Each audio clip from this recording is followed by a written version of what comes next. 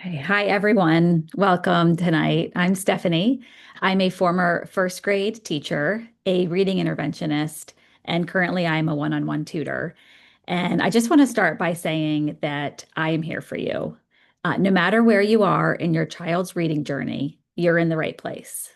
Whether your child is just starting out and you want to make sure that they learn how to read the right way, or if they've been at it for a little while and it's not quite coming together yet, you're going to learn exactly what you need to take them from frustrated and struggling or new to confident and thriving as a reader.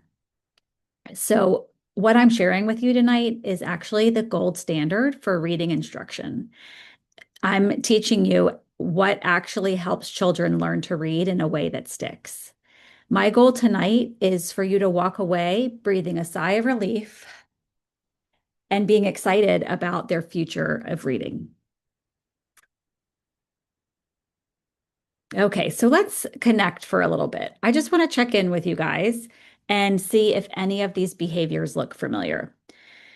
Maybe when you and your child sit down to read together, you're noticing things like them guessing, maybe looking at the pictures and making up stories. Maybe they're skipping words or changing them, or maybe they're waiting for you to tell them what the words say. And sometimes for a lot of us and our kids, reading just feels hard. So they avoid it altogether, or they have meltdowns about it.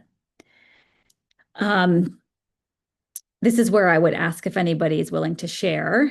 I don't have any attendees tonight, so we'll skip that part. But if you're watching the replay and something is connecting with you, I would be happy to connect with you about this. So you can shoot me an email and tell me what you've noticed your child do. I just want you to know that I'm here for you. I've seen all these behaviors and I know what works, and I'm excited to tell you about that. So you might be wondering if those behaviors resonated with you.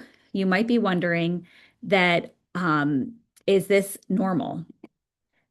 Is my child behind, or are they where they're supposed to be? Am I doing this right? And maybe no one has ever really given you a clear answer. Here's what most parents are told. They're told just read with them every night. They'll get it when they're ready. Focus on memorizing sight words because those really trip kids up in the beginning of reading. But here's the truth, and this is the most important part of tonight. Reading is not a natural human skill. Reading is not a natural human skill. Walking is natural, talking is natural, but reading is not.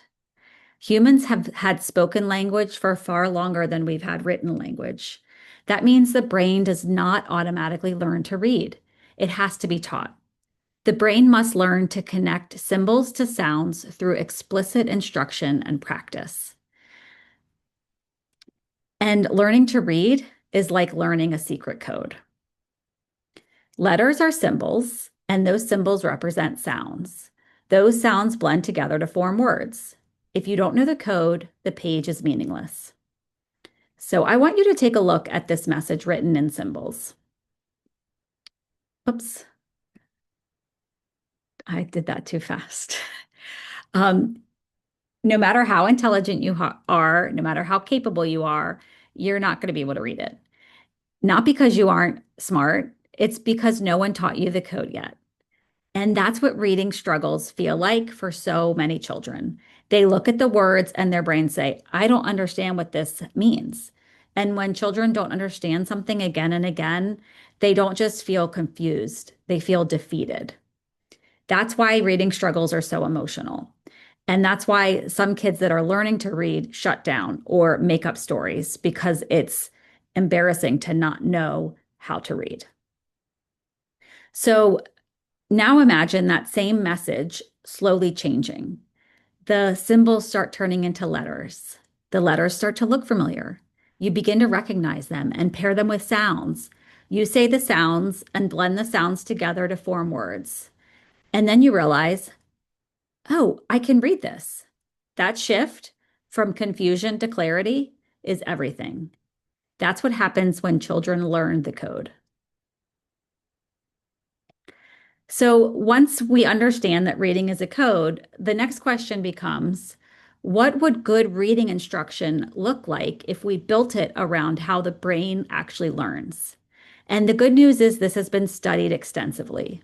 Researchers who study the brain and reading acquisition have helped us understand what actually helps children learn to read successfully. So, whether you're supporting a child at home after their school day or you're choosing a reading program for your homeschooler, these are the things researchers would say to look for. You're going to want to make sure the instruction is at the right level.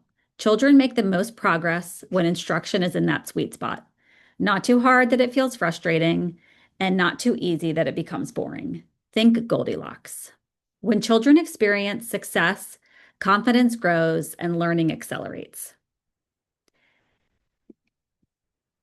So let me tell you about phonics real quick, just to make sure we're on the same page. Phonics is instruction that teaches children the connection between letters and the sounds they make. Children thrive when that letter sound relationships are taught clearly and in sequence. So that's what systematic phonics is. Clear phonics instruction in the right sequence. Instead of random exposure or guessing strategies, skills build layer by layer so reading becomes more predictable and less overwhelming. The more senses involved, the stronger the learning. Children remember more when they tap sounds on their fingers, say sounds out loud, trace letters, write words. These hands-on experiences help the learning stick. And researchers would say this kind of learning deepens the neural pathway in the brain. Good reading instruction is also going to have lots of opportunities to respond. Kids need reading is a skill, and skills grow through active practice. Children need chances to say sounds, blend words, read, write, and respond out loud. Think of it like practicing an instrument. Kids need hands-on practice to make progress. They also need immediate feedback, um, which helps mistakes become learning moments instead of frustration. So, just like an instrument, kids need practice with reading and they need lots of opportunities to respond. Okay. Children thrive on a predictable structure. When lessons follow a familiar routine, children can focus less on what's happening next and more on the reading itself. Routine builds confidence, repetition strengthens memory and automaticity. And last but definitely not least is a supportive environment.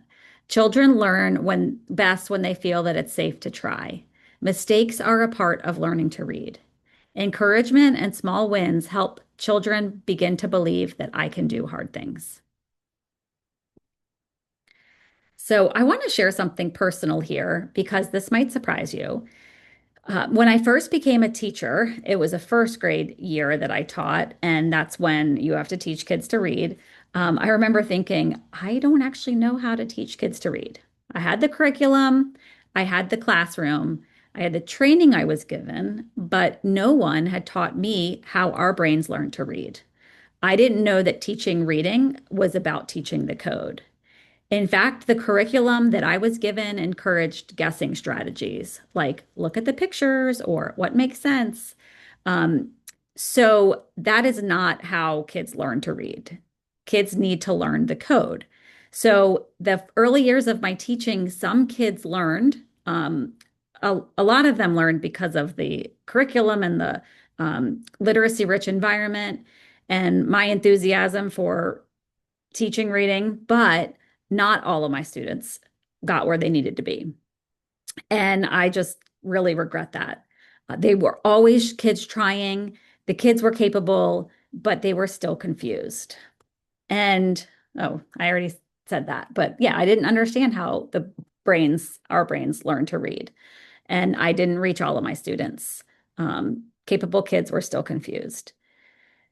But everything changed when I understood how kids learn to read.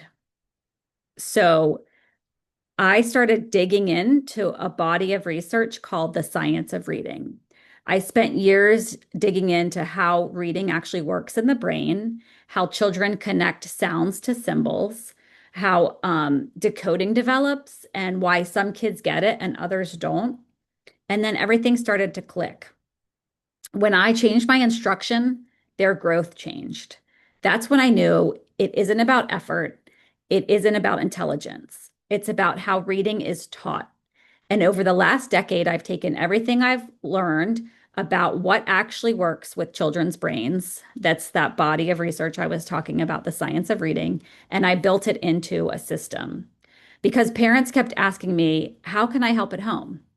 And there wasn't a resource I could fully stand behind. So I created something that I could confidently share with families. Built with the science of reading, now a system for families. So that is how the Sound It Out system was built. It was designed to take everything we know about how children actually learn to read and put it into clear step-by-step process your child can follow.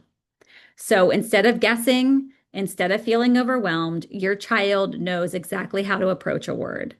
Everything inside the system is intentionally built around what we just talked about: systematic phonics, multisensory learning, repetition, opportunities to respond, confidence building, but done in a way that feels simple and doable at home. Inside the Sound It Out system, there are 24 step-by-step instructional videos where I teach your child directly, a student workbook with structured practice, and a parent guide that supports you along the way. And here's the most important part. You don't have to figure out how to teach reading. You don't have to wonder what to say next. You don't have to piece this all together with tips from Instagram. You press play and I guide your child step by step. Now, instead of just explaining it, I want you to experience what this actually feels like. So for the next few minutes, I want you to imagine that you are the student. This is what it looks like inside the Sound It Out system. So before we work on skills, we work on confidence. And every lesson starts with positive statements. The language that kids say about themselves shapes their effort. When kids feel safe and capable, they're more willing to try. So I want you to join me in our positive statements. Let's get right into our positive statements. The first one is, I am capable of great things. Your turn. You're going to say that with me. I am capable of great things. The second positive statement is, I will work hard to reach my full potential. Your turn.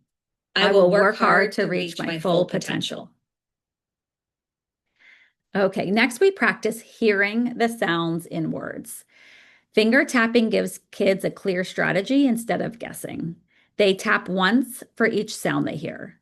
For blending, we say and tap the sounds and then slide the word.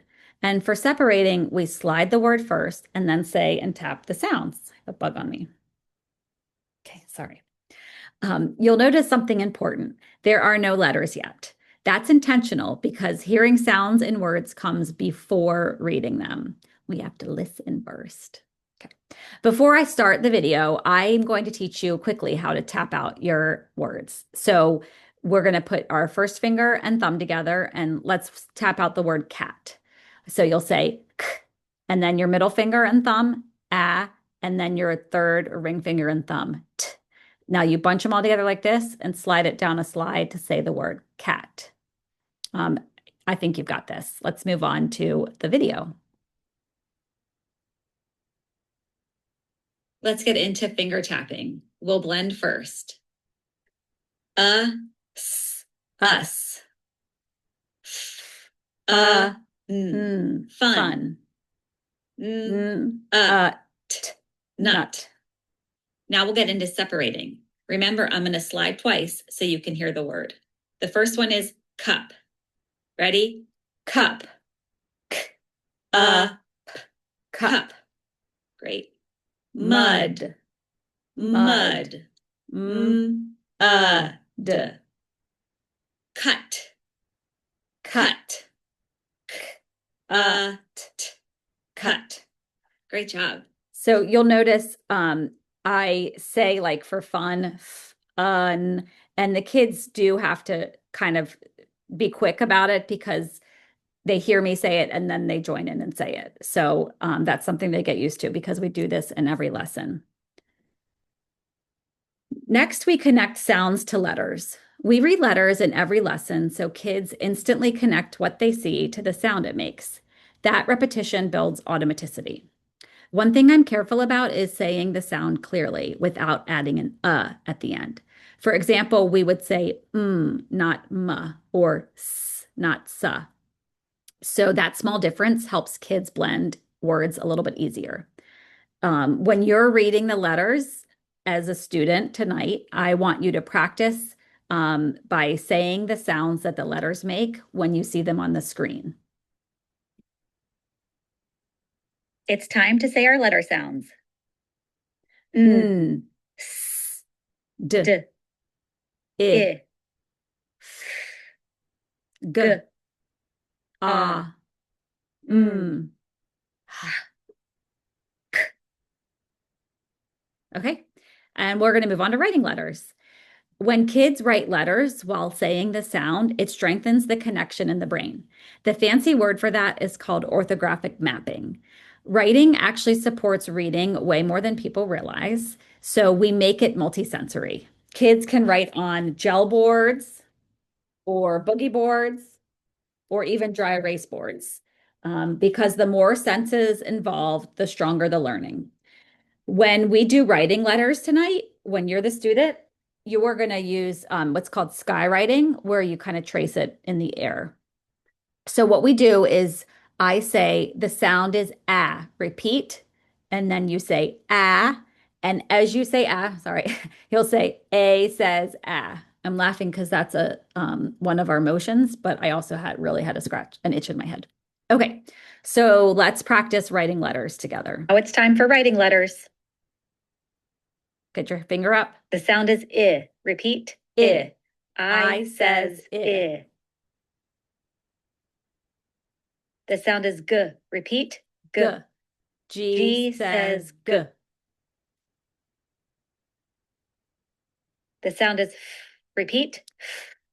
F. F says. The sound is ah. Repeat. Ah. O says ah. The sound is T. Repeat. T. T says T. The sound is ah. Repeat. Ah. Ah. A says ah. Sort of thinking about something else and I forgot to trace. The sound is K. Repeat. K.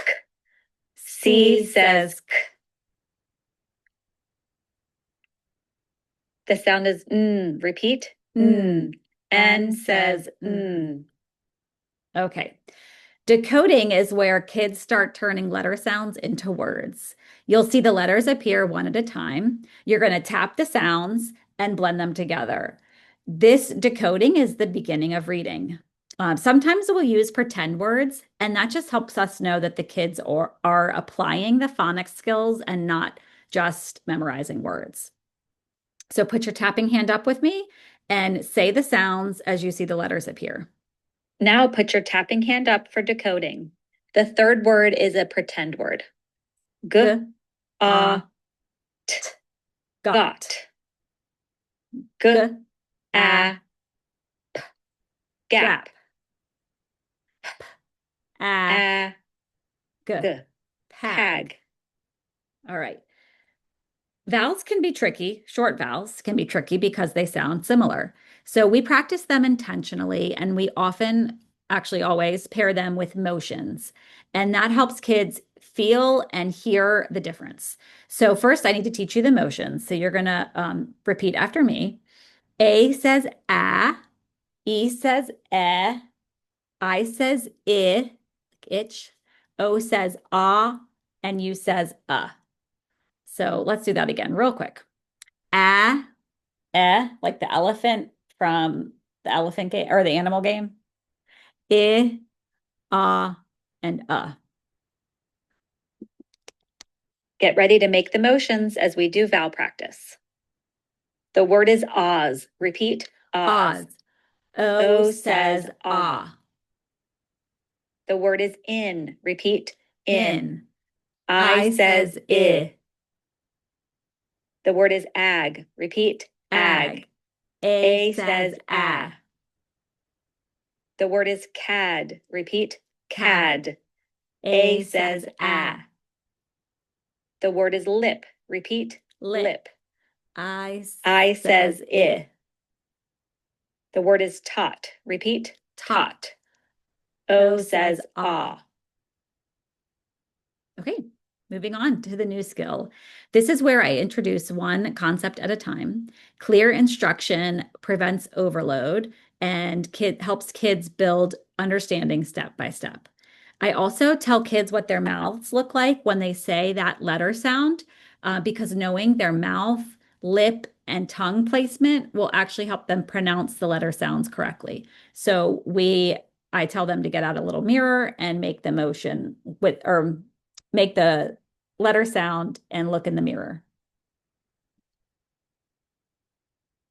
Today I'm going to teach you the letter U. The short U says like in the word umbrella bird. The U is a vowel. To make the sound, open your mouth and drop your chin a little bit. Look in the mirror to make sure your mouth looks like this.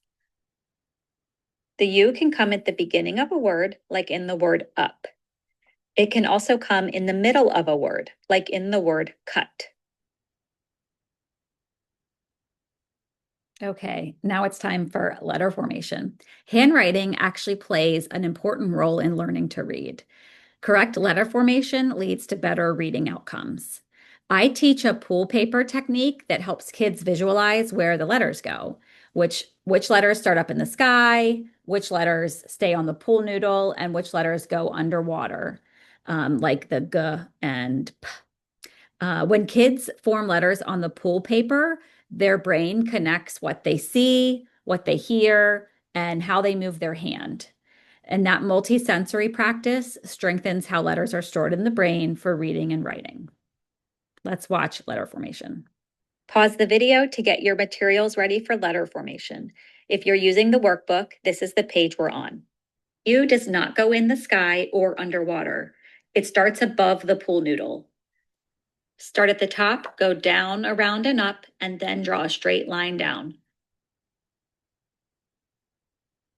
Start at the top, go down, around, and up, and draw a straight line down.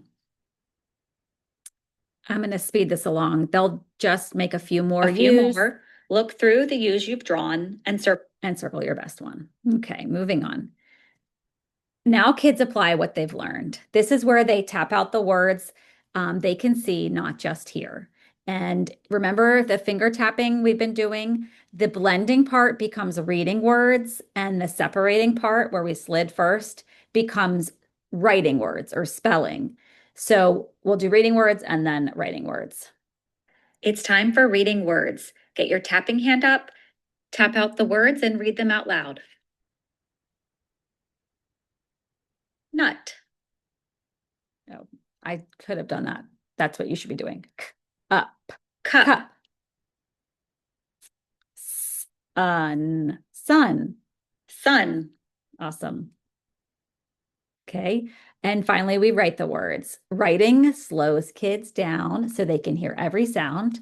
And like I said, this is the separating part. So they'll hear a word, they say it, and then they separate the sounds and write those sounds they hear. This is how reading and writing grow together.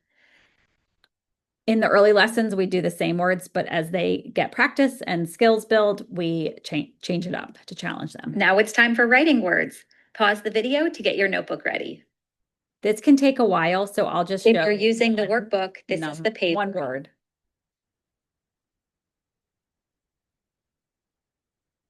Number 1. The word is fun. Tap it out and write the sounds you hear. Fun. Fun. Fun. Fun. So then they would write in their workbook or their own notebook paper. It's spelled F-U-N. Okay, so we do a few more examples, 3 writing words every lesson. Okay, future lessons include powerful tools like heart words, where we learn the tricky parts of irregular words and we decode the other parts. Rainbow writing, where we strengthen the sound and letter connections in those heart words. And then making words, which is my favorite. It's hands-on word building. So before I move into some common questions parents ask, I want to acknowledge something that you might already be going through your mind. Yes, I created this program, and yes, I am selling it, but you don't have to buy this program to help your child, truly. My hope is that tonight gave you some clarity about why your child might be struggling or what they need as a beginning reader. And I also hope you learned a little bit about what effective reading instruction looks like. So you could absolutely take what I showed you and piece together activities at home. You could practice phonemic awareness, decoding, writing, and structured phonics repetition with your child. And I know many of you will do that, and that's amazing. But if watching this lesson tonight felt a little bit like an exhale, if you found yourself thinking, oh, this finally makes sense, and that's exactly what I need, then that's why families purchase the system, not because they can't do it themselves, but because they don't want to carry the full burden of becoming the reading teacher at home. Um, Families choose the sounded out system because I provide the structure, the sequence, the repetition, the pacing, and the instruction. I do the teaching so you can spend less time fighting about reading and more time cheering your child on as they grow in confidence. And honestly, some children respond differently when the instruction comes from someone other than mom or dad.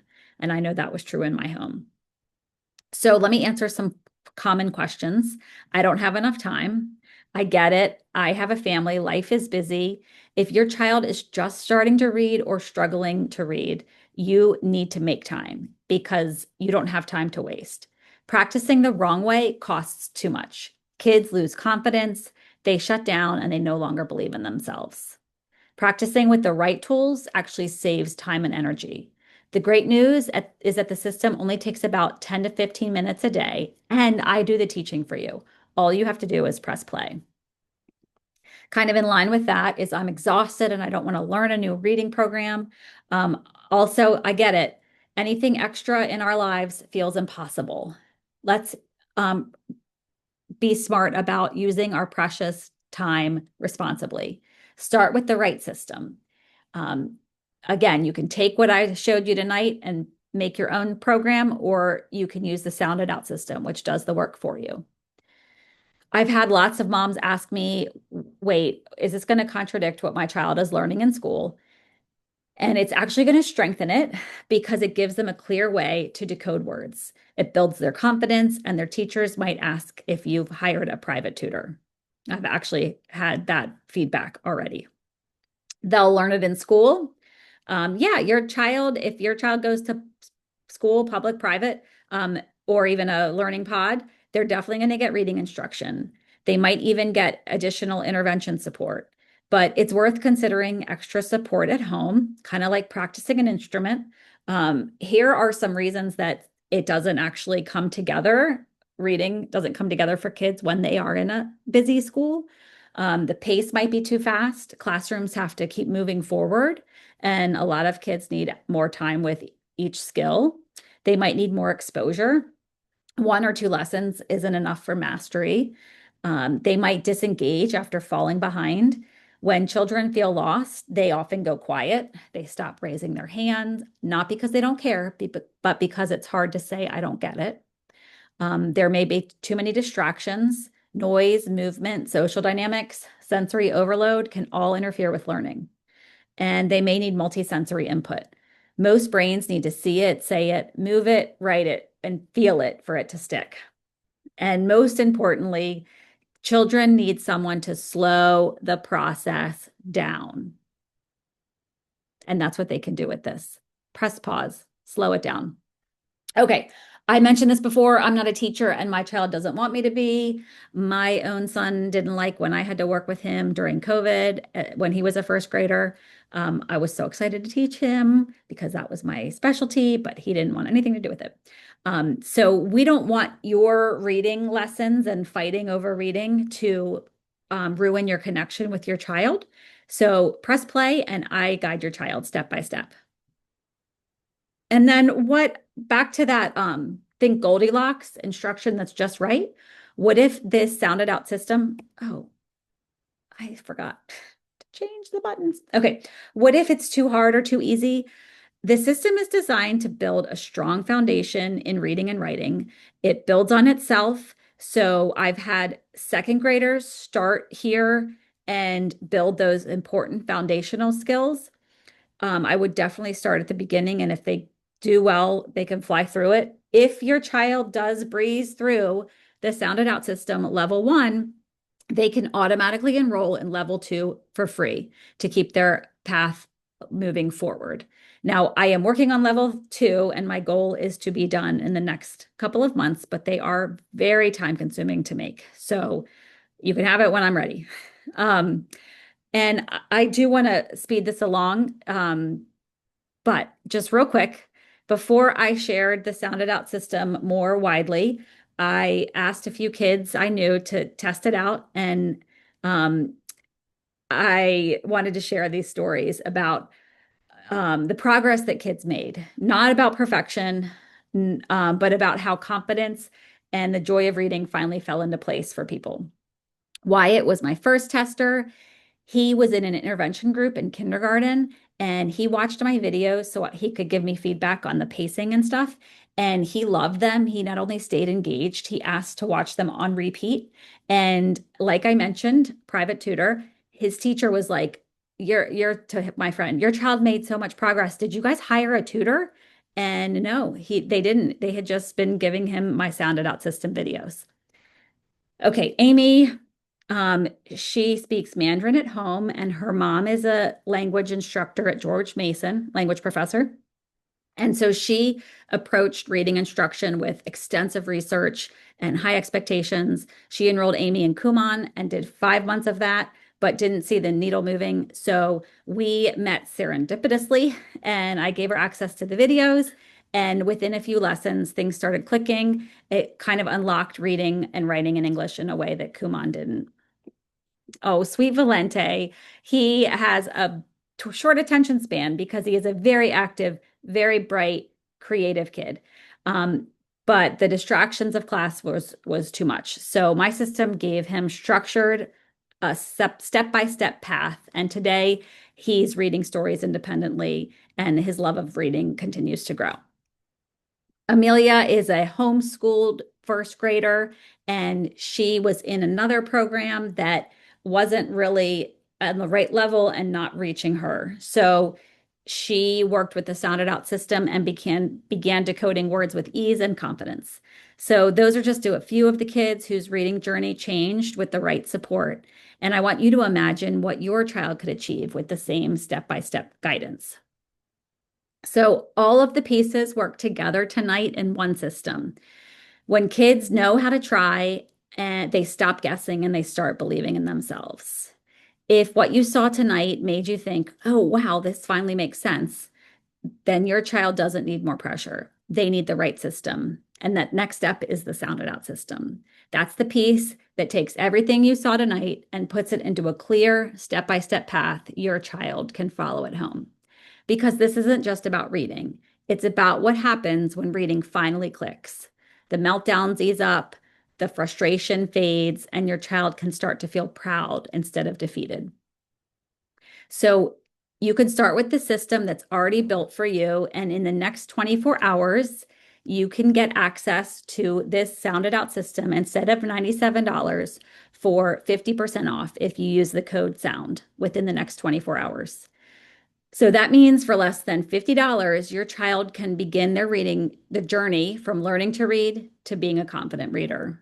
And just to put that into perspective, that's less than one tutoring session, a night out to dinner, one tank of gas. But unlike those things, this has the potential to completely change how your child feels about reading. A mom told me recently that she would have paid $3,000 for this because it transformed her relationship with her first grader. The fighting disappeared, the resistance faded, and her son walks around with a whole new swagger because he finally feels confident and successful.